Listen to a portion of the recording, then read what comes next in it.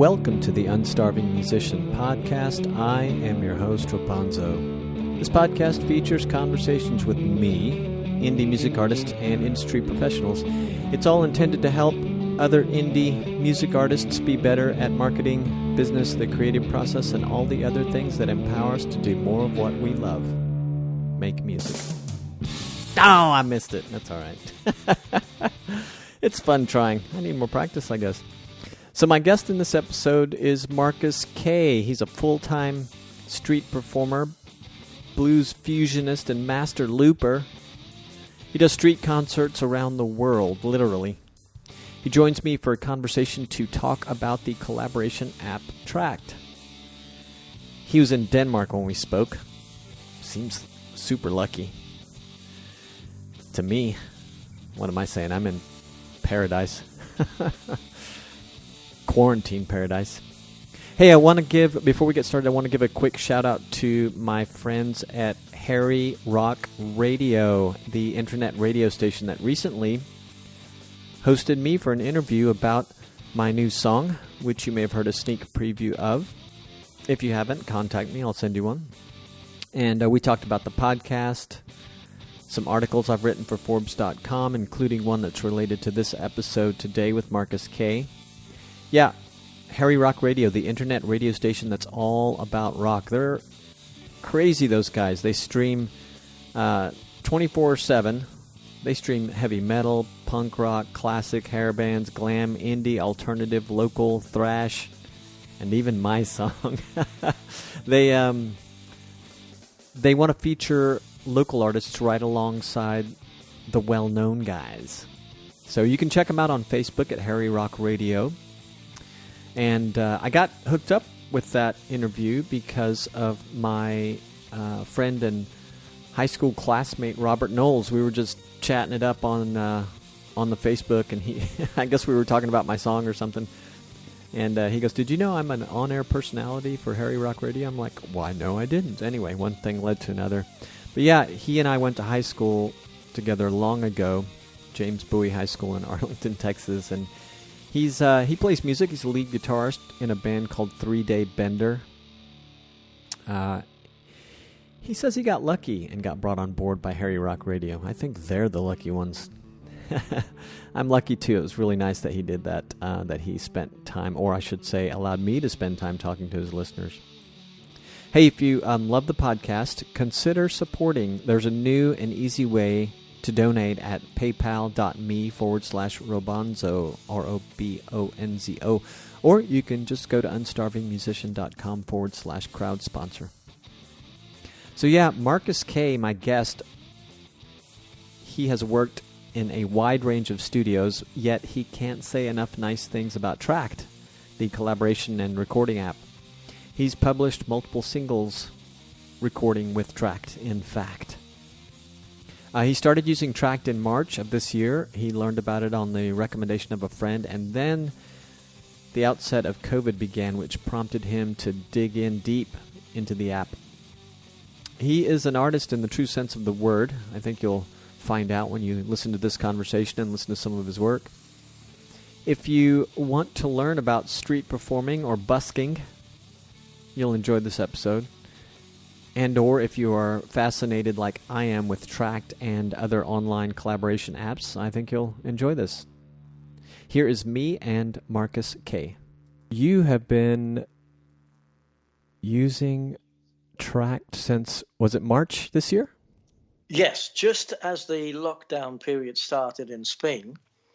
And a friend of mine sent me a link and said, "You have to look at this." And so I actually then everything stopped. So I had some time and I dived into it completely. And for 2-3 months, I was working with the Tract app pretty much every day, recording new songs and writing new songs, etc. So it was just perfectly timed that I could dive into it that fully. Very cool. You are the first full-time street performer I've ever had the pleasure of speaking with. You just barely beat being the very first in either case. So I recently spoke with an artist named Juno, who has really achieved some things touring with some big name artists, and she runs a big guitar school now called on YouTube called Juno's Guitar Boot Camp. But she, during her touring, sort of stemming back to when she first started playing guitar, everywhere she went around the world, she was taking her guitar out to parks and public spaces and playing for people. So she has that kind of she has that love of drawing people. That I'm sure that you do.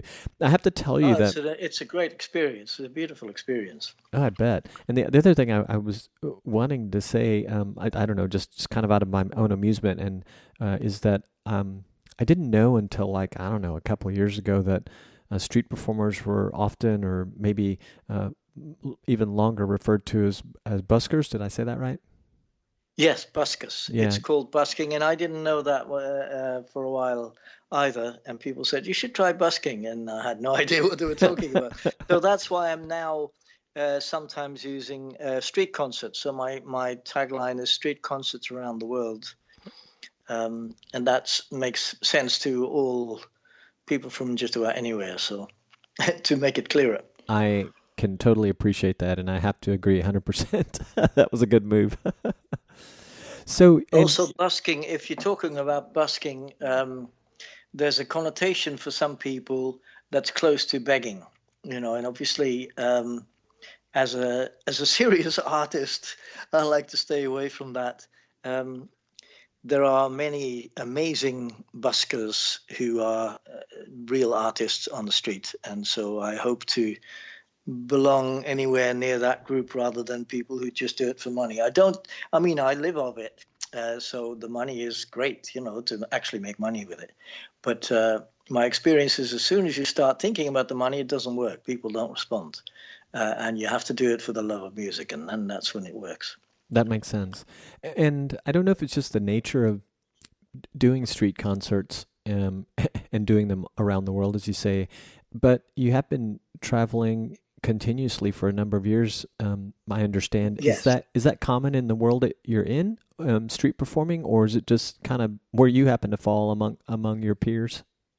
It's something that some of my friends are buskers and they do the same.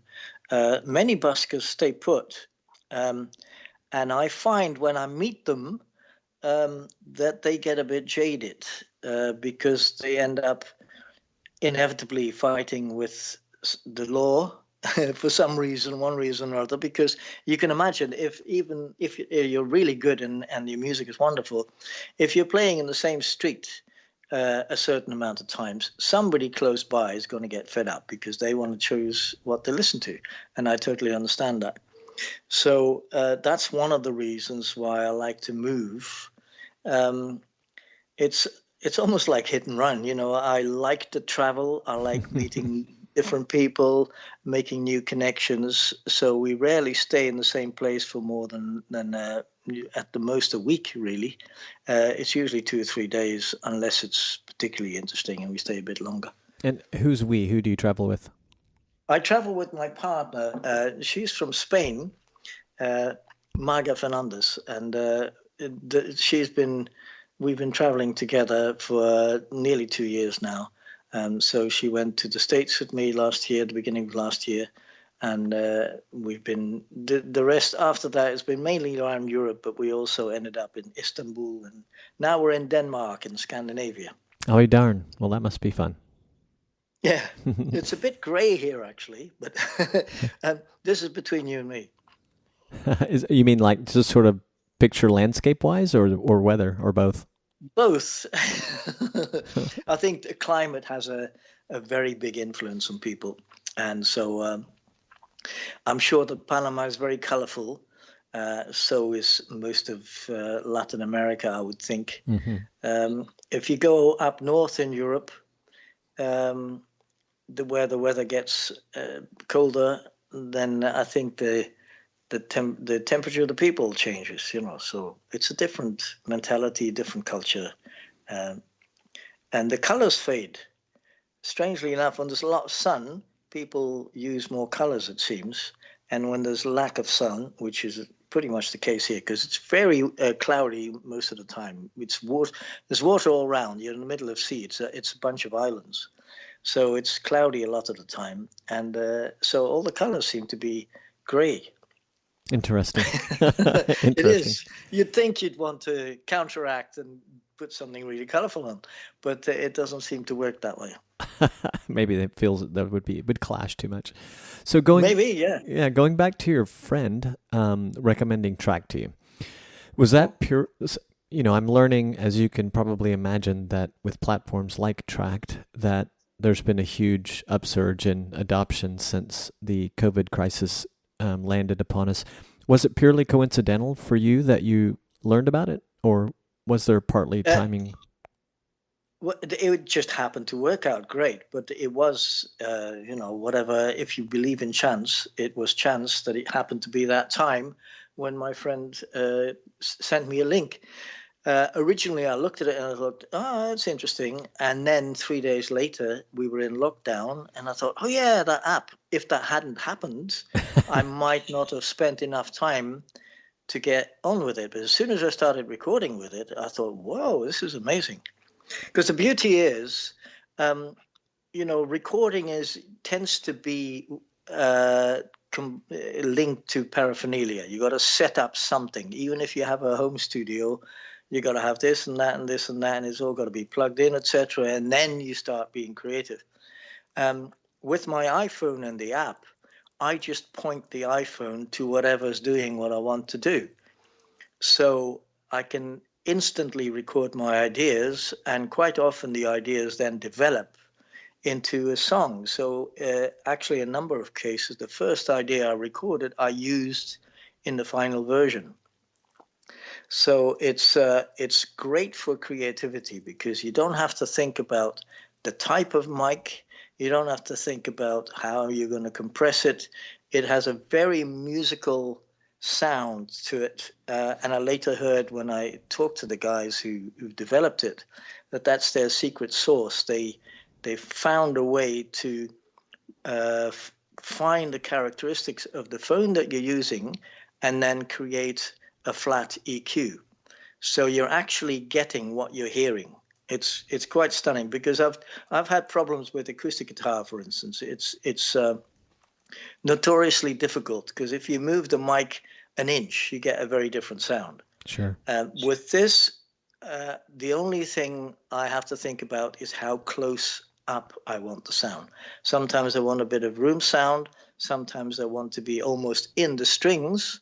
And so then I just bring it closer, but I actually get on my phone what I'm hearing. And it's just delightful not to have to worry about how do you record it. It's always musical, always works. And it sounds like you had some recording experience, either home recording or otherwise prior to discovering Tract. Both, yeah.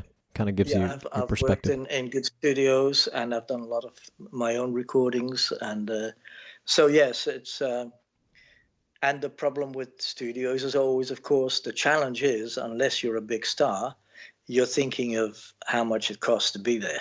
Sure. If you've got a studio that's even a very simple studio, you're going to pay 20 or 30 or more per hour. So you have to book. You think, okay, well, 4 or 5 hours are going to do it. And you're starting off straight away looking at the clock, which can sometimes spur you on to do great things. But most of the time it ups the stress. So it's not good for relaxed creativity, in my opinion, in my experience. Yeah, I think that's a universal thing, unless you have an enormous budget. And even so, people are often there. It's, I would say, probably very rare that somebody's not at least thinking a little bit. Somebody in the room's not thinking about budget. So. Yes, somebody is there going to have a look at it. And I think it was the Beatles who first of all got carte blanche in Abbey Road, and they could do whatever they liked. But that was the first time in history, I think, that happened, that somebody wasn't measuring everything that was happening. So yeah, it's a very privileged position if you've got that in a good studio. Yeah, absolutely. And yes, I see that you have published music that you've recorded using Tract. Had you published recordings before? I believe you had, but I didn't have a lot of time Yes, to look at it? I've got it's equivalent of 9 blues fusion albums, and before that, I did a whole bunch of other not particularly blues or oriented albums.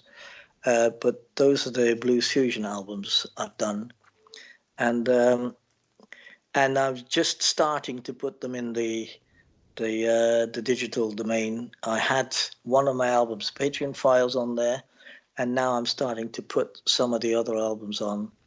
I've actually got 4 earlier albums on. The problem is with the name. It was with my band Giles, and somebody else claimed the name on Spotify. So I'm trying to figure that out so I can actually do something with them. Oh, yeah, yeah. But yeah, there are 5 albums and a whole bunch of new recordings, and most of them are actually recorded with Tract. Are you more actively publishing now than you did before Tract? Yes, that was the immediate result. Because I was recording, and then I did a collaboration with the guy from South Africa, which turned out really good. It's in my Spotify list actually, and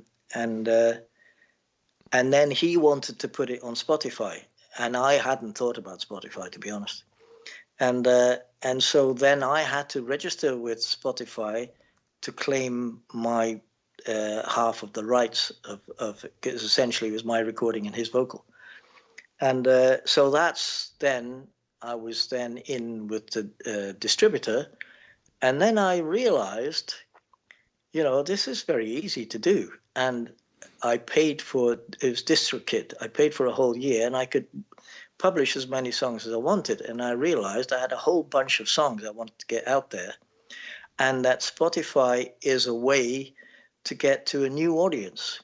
The people who use Spotify are not looking for pictures of cute kittens. They're looking to listen to music with the headphones on or whatever. They're not looking at pictures. They're just only interested in the music and what it does to them and whether they like it or not. So it's a very pure audience, and within that you can target people who are likely to hear my music, and Spotify does that in their algorithms. So I quickly came to realize that this was a great way for me to find more people who are going to like my music, and that's always interesting to me, of course. Yeah. And was the South African you mentioned also a user on Tract? Yes, that's how we met up. That's cool. So I had an idea with a chorus, and I put that on Tract, and there's a community within Tract where you can do that, and people can then offer collaborations. And so I sent it to him to see whether he wanted to do it, because he's got like a raw bluesy type of voice that he showed on an earlier thing he did on one of my recordings. So I thought it might work, and it came out really great.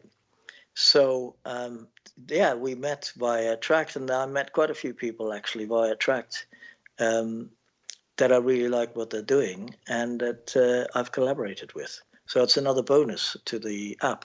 Yeah, cool. I spoke to another Tract user just a little while ago, Rachel Herndon. She knows of you. Yes. I don't know if you knew her or not, but yeah. She's very prolific. She records a lot, and she's great. She's doing what the app's for. She every day she will do something with the app, and that's what it's about, really. Yeah, that's cool. But she really likes your work. So she spoke. Likewise. And she was very complimentary of the social aspect of it, so that you can discovery aspect of it, so you guys can find each other. Yes. She uses it more than me, actually, because I'm kind of a bit more picky about it. I've been trying to get my musician friends on Tract, and the problem at the moment is that Tract is only available for iPhone, and they're working on a new version which will also have an Android version. And then I'm hoping that some of my very favorite musicians will come on board, and then I can get them involved in the things I'm producing with Tract. Mm-hmm. At the moment, it's still a matter of usually going to see them with my app and then recording it there. Yeah, that's funny. Well, and I was telling Rachel that I myself got into recording earlier this year, and I'm a first and foremost a drummer, an acoustic drummer. So I've got the kind of big, classically big setup. I could never just like gallivant around the around the globe with very Yeah, easily. But yeah, I have a pretty good network of musicians, and so when I recently wrote a song, I had a very particular guy was interested in see if he'd actually do the guitar work for it. And another guy was hoping to do bass. The guitar player, as it turns out, is a producer, engineer, and multi instrumentalist. But I just it's kind of amusing that not too long after I started recording, I discover the collaboration apps that are in this school and others that are in the space, and all very yeah, fascinating. And I'm looking forward to trying them all. Yet at the same time, I'm doing it in a very traditional manner, but definitely are some limitations. Well, I mean, even you just mentioned one with the iPhone only at the moment, but there's some yes, yeah, limitations because for me, I have to have people who have the means to record at home. Although I had never thought of just, I'll have to experiment with this. Is just on a future song, I should just ask someone that I know I'd like to play, but doesn't have the traditional means to record, to just try recording their part on track and see if we can work it out. That would be yes. fun. Yeah, because I was with a friend in Holland just recently, and he has a studio set up, and he's got the most amazing setup and everything. And I was going round his music room with my app, recording everything on my app, and he was amazed at the sound I was getting. So the app, you with a studio setup, you have more control, but then the problem is that you really need to know what you're doing. The best engineers are specialists in what kind of mic you use, on what kind of snare and what kind of angle to get what kind of effect, etc. um, Whereas with the app, you just play, and if you like it, you keep it, and if it's too compressed, you put it a bit further away, and that's about it. It stays with the creativity. That's the thing I really love about it. Yeah, indeed. That sounds great for that. I wanted to get your take on. It sounds like it's been a non-issue, but I'm still interested in what you have to say about the way it works in terms of song ownership and splits, creating splits. How do you feel about the way it works when you're starting out on track and yeah, I think there's no problem with it. It's down to people's honesty, um, and obviously within the community, the general idea is, okay, well, if somebody plays on your track, you have to honor that. It doesn't play really until you send it to a distributor. hmm So, and then I'm using DistroKit, and then you can decide what the split is.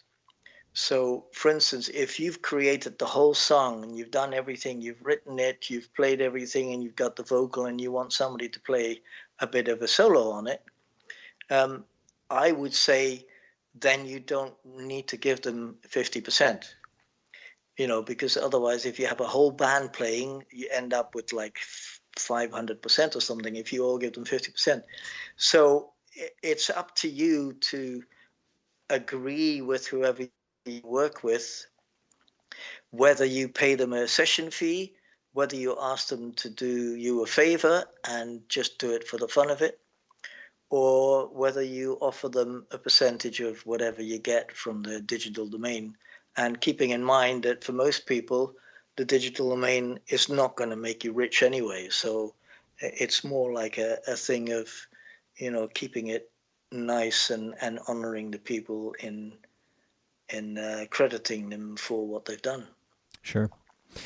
And do you have any feature request or a feature wish list for Tract?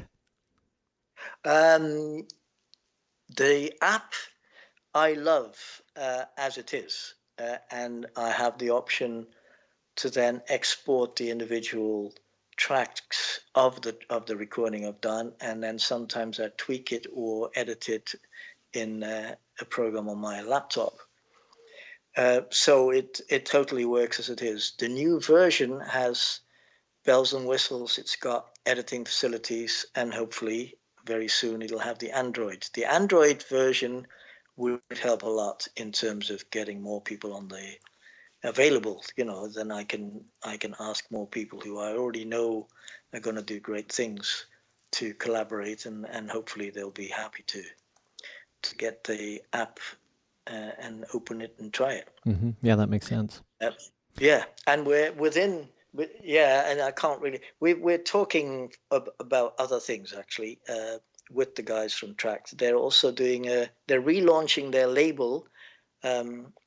It's the Trident label of the Trident Studios, and I don't know whether you know about them. It's actually a very famous studio historically, mm-hmm. where things like Killer Queen by Queen was recorded. America, Horse with No Name was recorded there. James Taylor recorded the song there, and there's like a long list of really special songs. David Bowie's 3 songs of David Bowie, including Space Oddity. Wow. Was recorded in that studio. So they're relaunching the studio and the label, and we're talking about possibly releasing one of my songs via the label. That'll be nice. Yeah, that'll be very exciting. Yeah. It's exciting just to be considered, right? Exactly. Yeah, definitely. And I'd be hugely honored. And I'm hoping to meet them maybe at the end of the summer. I'm hoping to go into the UK, do some busking there, and hopefully meet up with them, because they're really nice guys anyway. So yeah, I'm looking forward. Have you tried any other platforms that are like this? I haven't actually. I looked at things on the computer in the past, and it wasn't a thing of you could use your phone with it. So I didn't even know that existed. I know you can record a voice message on your phone, and I record ideas like that. But then to be able to do other tracks and then bounce them and keep going, I didn't actually know that was available on the app, and I was very impressed with the amount of functionality that you could have on that small little screen and how well it works. Yeah, it's pretty amazing. So I haven't tried other apps, and because this works for me, so it's like trying to get used to another platform.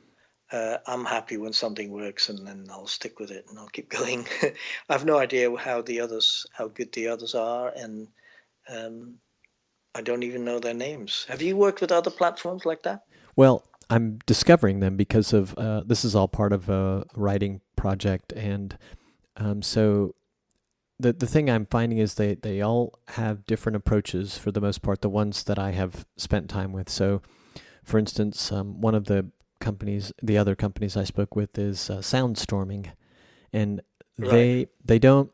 I don't think they have this sort of studio quality thing baked into their app. What they have, they really focus on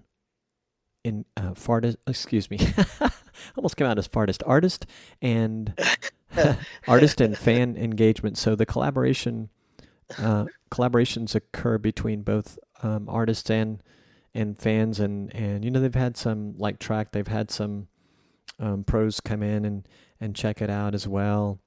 Yeah. And they're super focused on what they believe is going to be a trend in the future, where artists are able to give their fans a little more and do so on a more regular basis, while enabling them to stay creative and even be more creative than they would otherwise.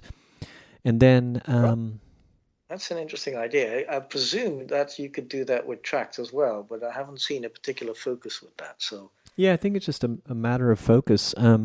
Yeah, I think it sort of sounds like Tract is really focusing on definitely, they have a social aspect of it as well.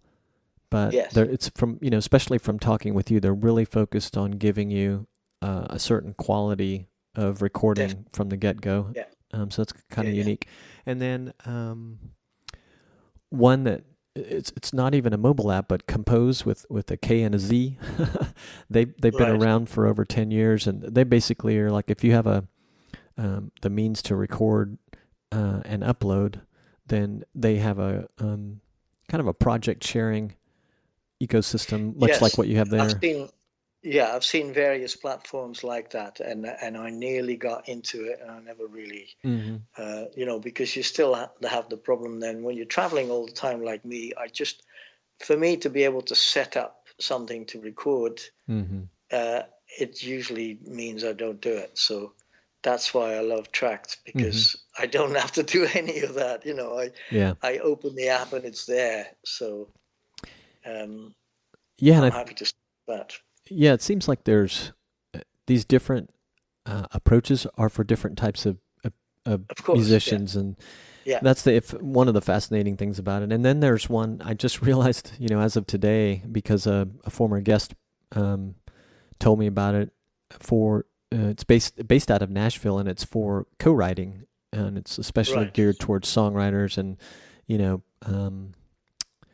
A great, just like Tract, it's great for today, given the yes, craziness that we're involved in. So, yeah, yeah, but there are several of them, and others, I didn't even mention, some cater to electronic music and beat makers, yeah. and so all kinds. That's happening more with the new version in Track. They're going to have looping and sampling and that kind of thing built into the system. So, and I'm not sure how I feel about it right now, because I love the fact that I usually do everything with a looper, Hmm. and with Tracked, I don't use the looper because I can do multi-tracking so easily. So I kind of like that. So when the looping comes into the app, I'll probably use it, but right now I'm not even sure whether I want it. Yeah, because it gives you But something different to do now. yes, exactly. It pushes me to do things like we were in a tent for 3 months, and I didn't have a drum kit or anything like that. So I wanted a drum sound on one of the songs I was doing, and I had a hand drum, and I specifically wanted something like a snare drum, but I didn't have a snare drum. So I turned the hand drum upside down and put some coins in it and hit it. And my partner was holding the app while I was hitting it to the song, and it sounds great, So you become more intuitive with getting the result you want emotionally with the tools you have lying around. So I ended up hitting everything for a couple of days just to see what noises it made, and I ended up using a bit of the car and all sorts of things like that. So that was part of the going back to the innocent way of music making that everyone starts off with. I think before you get into the details, most kids start off hitting things and seeing what noises they can make, and I was going back to that, and I was delightful to do that again. Isn't that fascinating too? Because here you have such a great piece of technology, but yet you're kind of able to step into environments and situations where you're really getting to the root of things. Yes, back to the basics of the fun of making music, That's fascinating. and that's there's a WhatsApp group, and there's lots of people getting excited about, and I've used this and I've never done that before, and it's all about that, or like children playing around with toys. That's great. Well, Yeah, Markus, I really appreciate you taking time to talk to me today. It's been informative, and great pleasure to make your acquaintance too. likewise. I hope Very that, nice to talk to you. yeah, I hope that I can someday check you out. But you certainly have a lot of neat videos I'll put in the show notes, and keep on creating, man. Doing a great job. Great. Thank you very much, and I hope you enjoy your songwriting and your playing, and maybe we can do something together at some point. I'd love to hear what you're doing. Oh, that would be nice. We'll stay in touch. And have fun in Panama. I You, bet the sun's shining. it's a little cloudy right now, but we get it pretty regularly. All right, man. Cheers. This episode was powered by ConvertKit. I have been a ConvertKit user since early 2016, and I really love it for the email marketing aspects of what I do. It's more than just an email marketing company, though. They are focused on landing pages, too, giving beginner creators everything they need to start building their email lists. Their new free plan allows creators to make unlimited landing pages and forms, and you can choose from multiple templates, personalize them with design, include an incentive email, create a thank you page, manage all your subscribers, and of course send broadcast emails. The support is great, and that is important to me. To learn how ConvertKit can help you connect with your audience so that you can make a living doing work you love, go to unstarvingmusician.com/convert or the show notes for this episode. This episode was powered by Bandzoogle, the easiest all-in-one professional website platform for musicians and bands.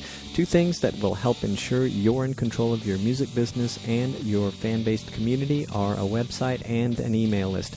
Bandzoogle can help you do both. Plus, a solid website makes you look legitimate. Serious musicians, singers, songwriters, composers, and performers know this to be true. If you don't yet have your own website, check out Bandzoogle. It was created by musicians for musicians. I use it and I love it. It's as easy to use gets, and you don't have to worry about plugin updates and security patches. Bandzoogle takes care of all that for you. The features and support are both incredible. See for yourself. Go to bandzoogle.com to start a 30-day free trial and use the promo code ROBONZO to get 15% off your first year. Plans start at just $8.29 a month. That's bandzoogle.com, promo code ROBONZO, ROBONZO, to start your free trial today. Did you know you can help other independent artists find this podcast by subscribing on Apple Podcast or wherever you are listening to your podcast these days? It really does help, so I hope you will consider it. The Unstarving Musician podcast is made possible through the support and generosity of listeners like you. One of the easiest ways to support the podcast, if you're a musician, is to join the Unstarving Musician community, which you can do at, you guessed it, unstarvingmusician.com. In joining the community, you get tips and insights you can use in your music journey that comes not only from me and my years of experience, but also from the hundreds of other musicians that I speak to as part of the Unstarving Musician project and podcast. Plus, you'll get a free copy of my Unstarving Musician's Guide to Getting Paid Gigs ebook, the official version, and that's all for free just for being part of the community. You can learn about other ways of offering support by visiting the Unstarving Musician crowd sponsor page at unstarvingmusician.com/crowd sponsor. And if you have feedback, please go to unstarvingmusician.com to get all my contact info. You can text me, call me, email me, leave a voice message right there on that page. Just go down to the bottom of the page and you'll find everything you need to know. I really would love to hear any of your comments, suggestions, questions, whatever you've got. And you can find links to just about everything talked about in this episode at unstarvingmusician.com/podcast. All right, I'm peacing out. Thank you for listening and sharing with your musician friends and fellow indie music fans. Peace, gratitude, and a whole lot of love.